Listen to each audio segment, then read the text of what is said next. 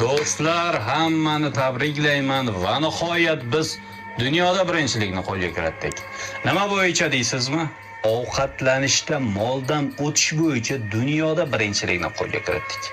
Ba'zi vatandoshlarimizning molday ovqatlanishni ko'rgan xorijliklar shunday fikr bildiribdi. O'zbeklar cho'chqa go'shtini yemas ekan, lekin cho'chqa kabi yer ekan. Azizlar, biz dunyoni aqlimiz bilan dol qoldira olmaymiz, lekin qornimiz bilan dol qoldira olamiz. Hattoki mana shunaqa molday ovqatlanib oila boqayotganlar ham yo'q emas. Afsuski, boshqa davlatlar butun dunyoga aqliy salohiyatini eksport qilayotgan bir paytda biznikilar karnay-surnay qilib mardikorlarni eksport qilyapti. Shu o'rinda bir iqtibos. Kimning dardi qorniga kiradigan narsada bo'lsa, uning qadri ham qornidan chiqadigan narsaga